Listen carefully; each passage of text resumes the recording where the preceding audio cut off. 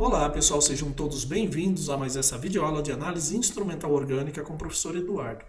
Nessa videoaula eu quero falar com vocês sobre compostos aromáticos e para isso eu vou utilizar, num primeiro momento, o benzeno, que é um composto aromático muito conhecido. E eu queria lembrar a vocês o seguinte, queria avisar vocês que essas absorções que resultam das transições dentro desse cromóforo que é chamado benzeno, podem ser bastante complexas, então não quero que vocês fiquem assustados. Mais ainda, o espectro do ultravioleta contém 3 bandas, tá? Esse espectro do ultravioleta, do benzeno, nós vamos descobrir que tem 3 bandas e que as absorções que resultam dessas bandas são, na grande maioria das vezes, do tipo pi estrela. Mais ainda, essas bandas ela tem uma estrutura fina também, tá? Uma quantidade razoável de estruturas finas. Então isso eu quero que vocês saibam já desde agora nesse primeiro momento, tá? E esses detalhes do surgimento dessas bandas finas e também o detalhe dessas transições pi estrela, elas não são tão simples quanto aquelas outras que nós vimos até o presente momento. Então nós vamos para o vídeo, vamos aprender um pouquinho sobre isso, tá? Então vamos lá. E aqui eu apresento para vocês o benzeno, né? Onde eu mostro aqui uma nuvem eletrônica π, outra nuvem eletrônica π aqui. Aqui eu mostro os carbonos ligados entre eles e ligado também aos hidrogênios. Só que eu não mostro para vocês que tipo de ligações são aquelas ali, né? Que orbitais estão envolvidos. E aqui eu mostro para vocês os orbitais envolvidos, né?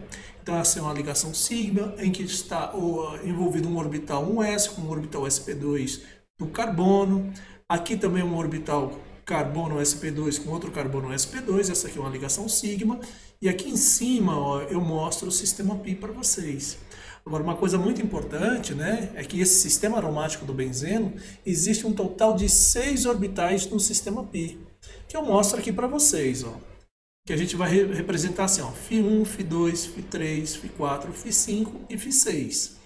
Então é isso que nós temos, tá? Agora, esses 6 orbitais aqui, nessa figura que eu estou mostrando aqui, talvez não fique muito claro, mas espero que vocês consigam perceber, esse sistema π aqui, ó, que eu chamo de Φ1, ele é bastante simétrico. Já esse outro sistema que eu chamo de Φ2, ele tem todas as características de um sistema antiligante. Já esse Φ2 e esse Φ3, que vai ter pares de elétrons aqui, daqui a pouquinho eu vou mostrar para vocês no próximo slide, mas embora seja um sistema ligante, mas ele também tem um caráter antiligante. Então tem caráter ligante, onde eu mostro aqui para vocês, né? E aqui, ó, esse nó que está aqui em verde, bem disfarçado aqui, deixa eu só mudar para aparecer melhor. Então aqui, ó, aqui é um nó. E aqui também tem um nó. Já aqui, ó, tem mais características antiligantes. E esse aqui também tem bastante característica antiligante por causa desses nós que aqui estão. Já esse aqui é totalmente antiligante, tá bom? Então tem vários nós aqui em todos os lados, né? Fica mais claro quando eu te mostrar isso aqui, talvez, ó. Isso aqui, ó. Ali está. Né? Como eu falei anteriormente, aqui é a representação desse sistema π novamente, né? Aqui está o Π1, Π2, Π3, é tudo ligante. E esse aqui, ó, tem todas as características de um sistema antiligante. E esse aqui, ó, é o mais assimétrico de todos. Então esse aqui é o mais simétrico e ele lá em cima é o mais antissimétrico, né? E não vamos esquecer, né? Ó, o nó que eu falei ainda há pouco aqui para vocês, outro nó aqui que eu falei para vocês. Aqui, ó, tem uma característica muito leve de uma característica ligante, né? Mas é bem antiligante. Mas entre eles, esse aqui é o mais antiligante de todos. Então, é muito importante ter esse olhar para esse sistema π. E só lembrando, né? Só reafirmando, né? Que esse aqui é um orbital com bastante característica antiligante. E quais são as possibilidades de transições aqui? São as seguintes as possibilidades.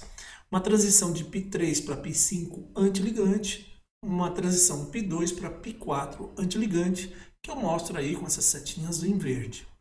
Mas também existe a possibilidade de transições cruzadas, uma vez que nós temos aí orbitais degenerados, né? Que transições cruzadas seriam essas? Serão essas aqui, ó, de π2 para π5 antiligante e de π3 para π4 antiligante. E é isso que eu quero que vocês saibam, né? São essas as possibilidades, tá? É importante lembrar de uma coisa aqui, pessoal.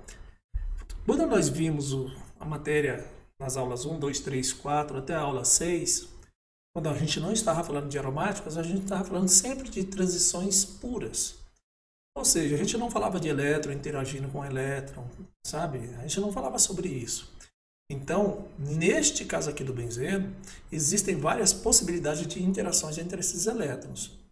E dentro dessa perspectiva, são consideradas 3 transições básicas. Ou seja, aqui está, tá? Então tem aqui o estado de simetria A1G, estado de simetria 2B2U. Eu sou meio gago, por isso que acontece isso. E o B1U. E esse estado duplamente degenerado que a gente chama de E1U. Se vocês não lembram desse conceito aqui, desses estados de simetria, dê uma olhadinha lá nas aulas de Química Inorgânica que vocês vão se lembrar, tá? Então é assim, ó, esse estado fundamental de simetria A1G, que é o estado de maior simetria da molécula do benzeno. E aí, o que acontece? Pode ser que ele passa para o primeiro estado excitado de simetria. É um novo estado excitado de simetria. Deixa eu só lembrar uma coisa para vocês. Cada estado eletrônico da molécula representa uma simetria adequada, tá bom? Aí, continuando, né? O segundo estado excitado é esse estado excitado aqui, que a gente chama de B1U. E um outro estado excitado, que seria um quarto estado de simetria, o outro estado excitado seria o E1U, que é um estado duplamente degenerado. Então, isso eu queria que vocês soubessem também. E sobre as transições, existem as seguintes possibilidades. Veja só como que acontece aqui, ó. A primeira delas seria uma transição proibida, já vou mostrar para vocês por que é proibida, que acontece mais ou menos 255 nanômetros.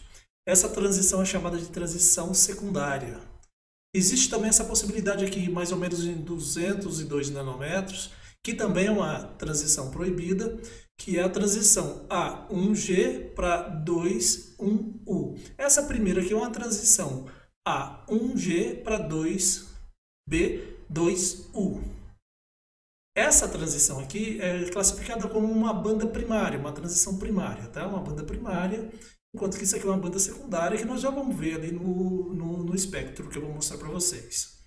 E existe uma terceira possibilidade que acontece lá em 184 nanômetros, que é uma transição permitida, e é uma transição do tipo A1G para estado E1U.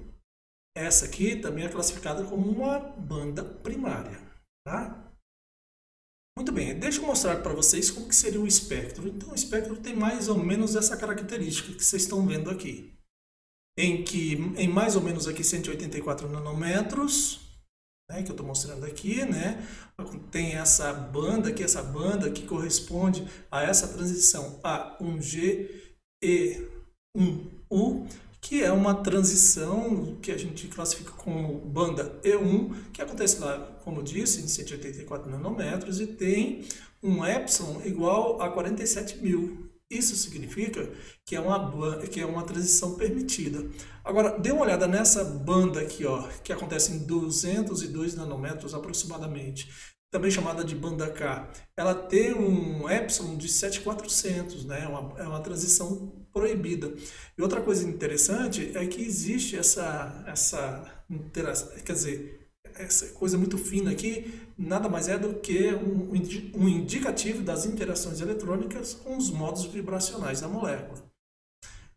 E por fim, essa transição aqui, ó, que acontece aqui em maior comprimento de onda e, portanto, de menor energia, que é essa daqui, né? Essa aqui, ó, de maior energia, né? Menor comprimento de onda, lembrando que energia e comprimento de onda são grandezas inversamente proporcionais.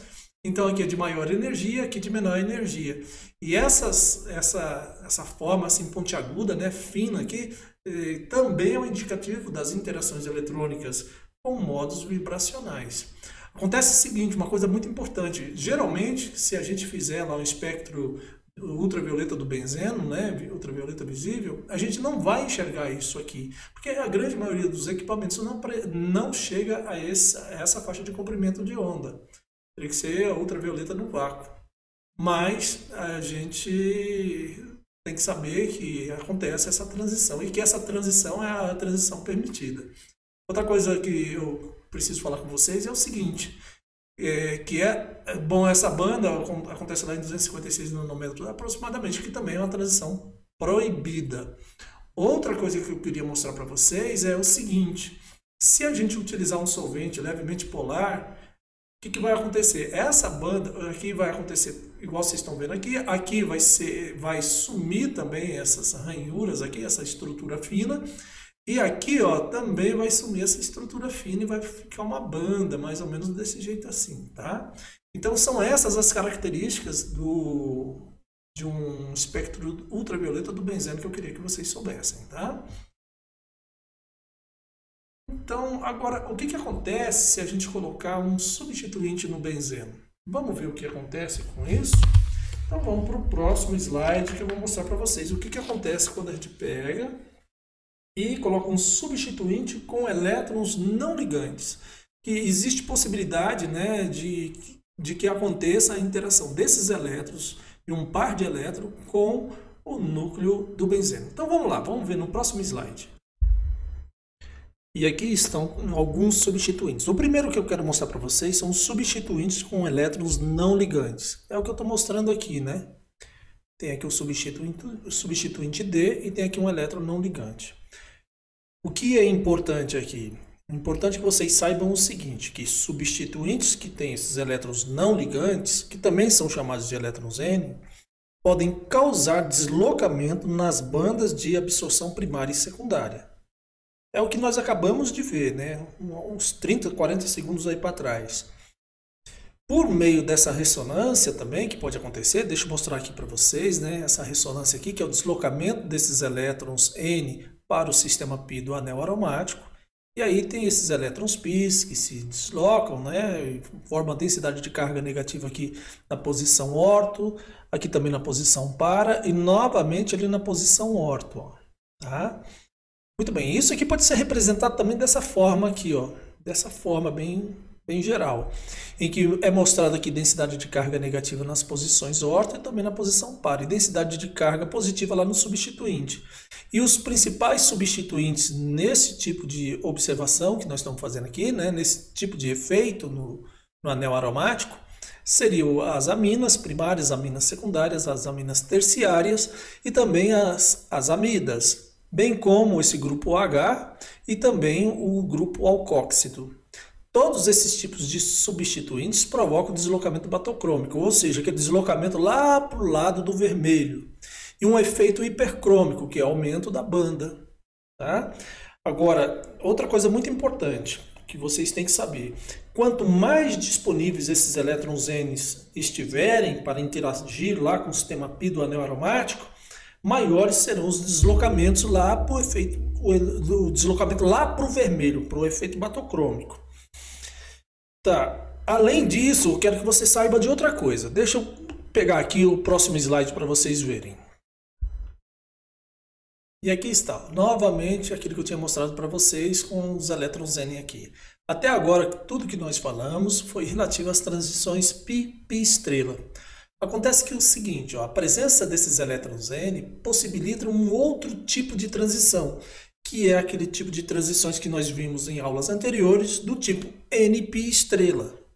Se um elétron N for excitado para dentro desse cromóforo estendido π estrela, que a gente viu, né? Esse aqui é o cromóforo estendido, o átomo do qual ele foi removido, né? Que nesse caso aqui, ó, que é o átomo D, torna-se deficiente de elétron. Por isso que essas cargas positivas aqui, ó.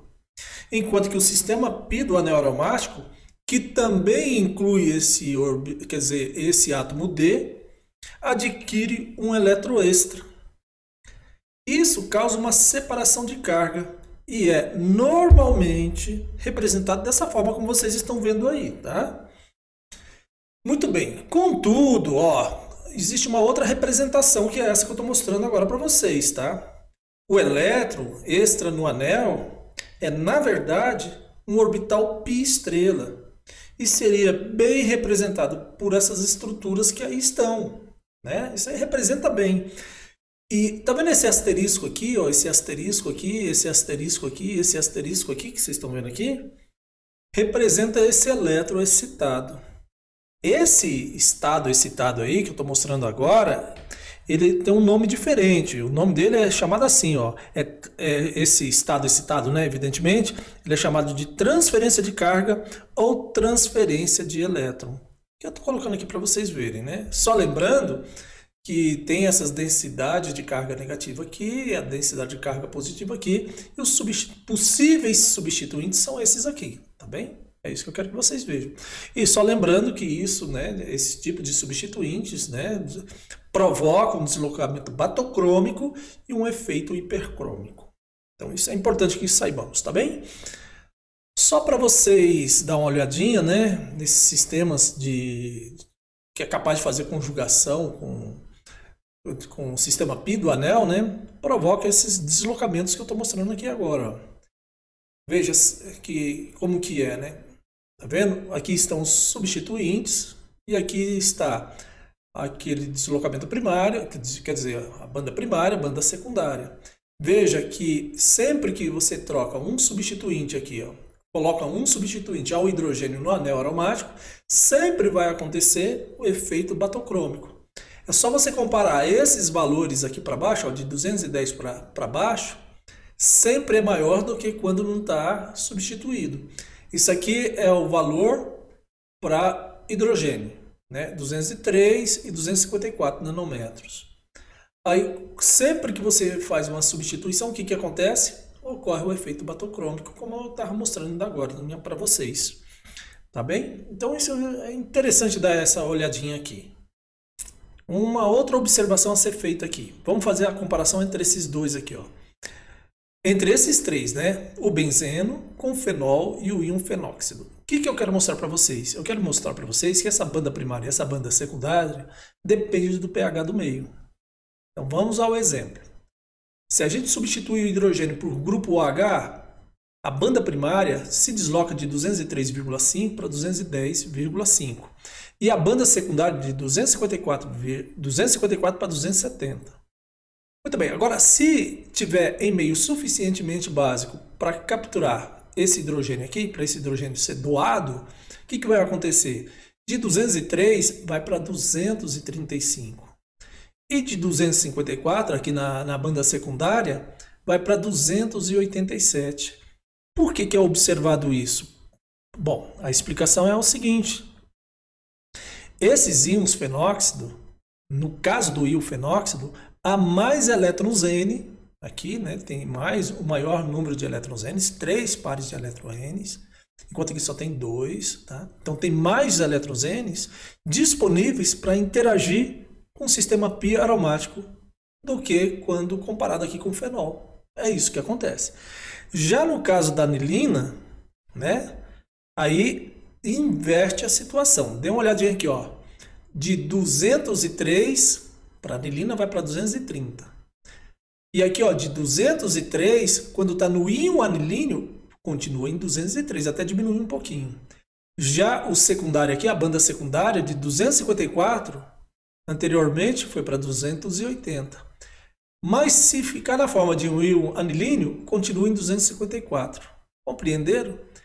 Aqui não tem elétrons N disponíveis. E aqui tem. Então, o que acontece? Esse nitrogênio quaternário, né, do íon anilíneo não tem pares isolados de elétrons para interagir com o sistema pi do benzeno. Consequentemente, esse espectro do íon anilíneo é quase que igualzinho do anel do benzeno. Tá bom? Então, era isso que eu queria mostrar para vocês, tá? Nesse primeiro momento.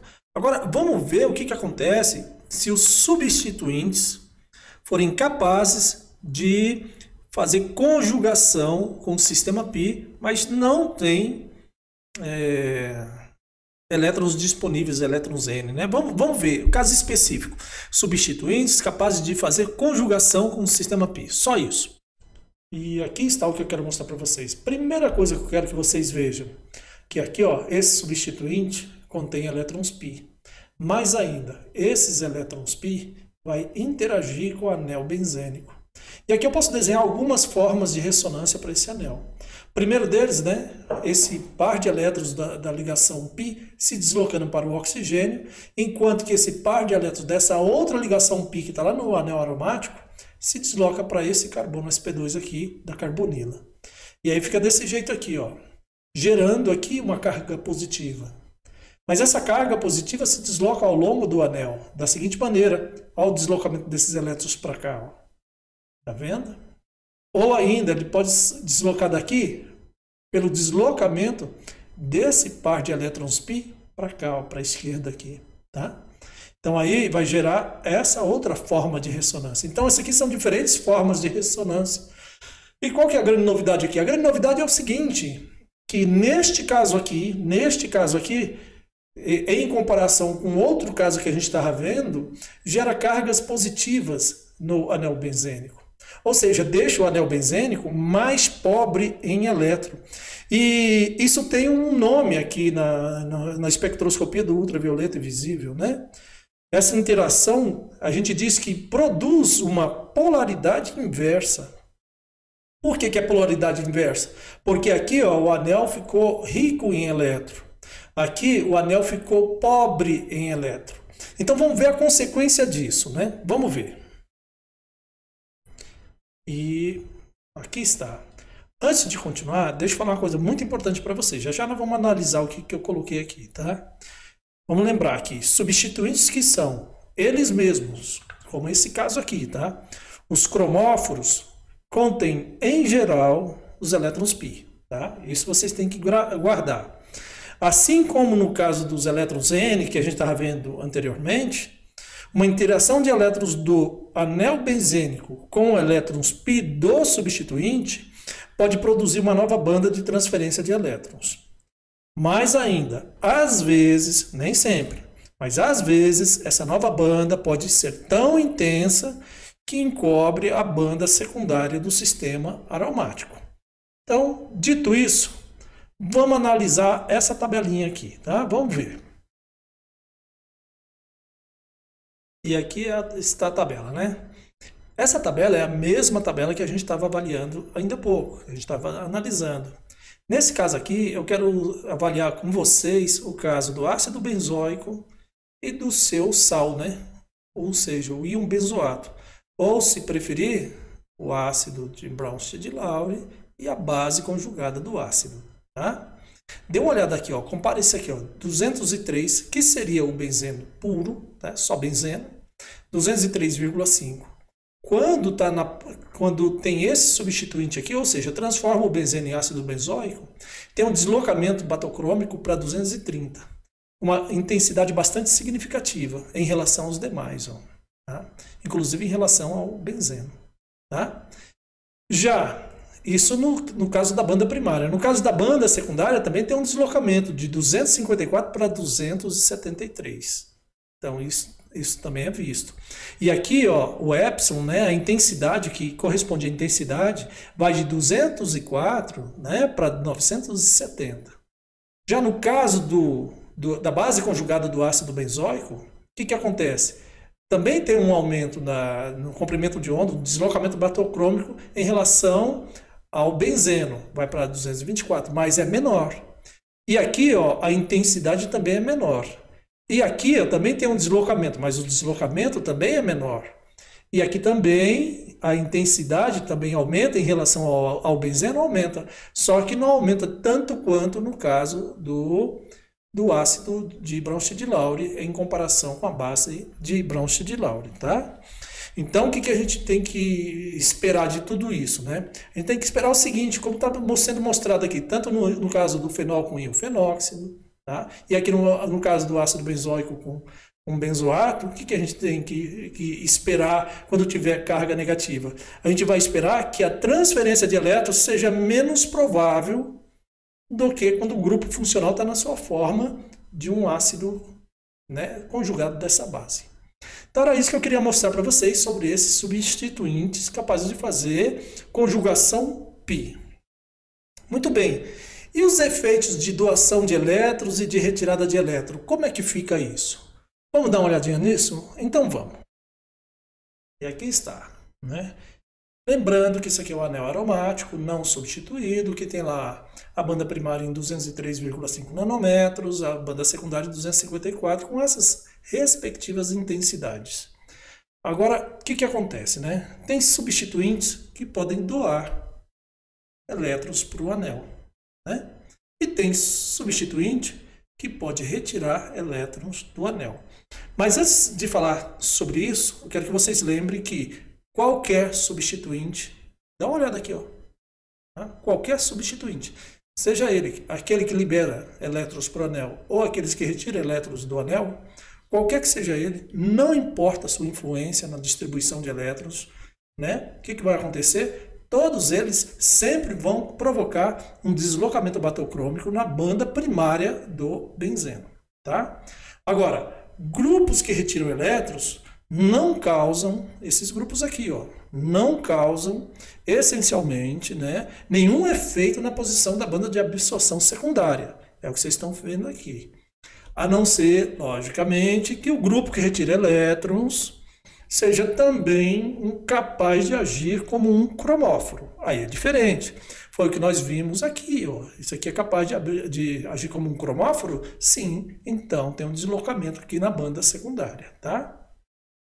Agora, por outro lado, grupos que dão elétrons, tá vendo aqui, ó, esses grupos, todos esses grupos aqui são doadores de elétrons. O grupo metil, o cloro, o bromo, o grupo OH, o grupo metóxido, o grupo amina, todos esses aí, ó, eles aumentam tanto, quer dizer, provocam um deslocamento batocrômico tanto na banda primária quanto na banda secundária. Tá bem? Tá. Agora, outra coisa que nós vamos ver. Então vamos ver aqui, o que é? Os derivados de benzeno dissubstituídos. E aqui está então, né? Derivados dissubstituídos. Ou seja, tem dois ligantes diferentes de hidrogênio lá nesse benzeno. Então vamos às possibilidades. Primeira possibilidade, os para-substituídos. Como assim? Desse jeito aqui, ó, igual quando a gente fazia Química Orgânica 1, o professor mostrava pra gente lá, tá? Então tá aí, um para-substituído.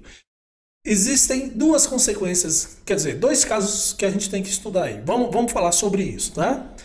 Primeiro deles, se ambos os grupos liberam ou retiram elétrons, eles exercem efeitos semelhantes aos observados lá nos benzenos monossubstituídos. Tá lembrado disso?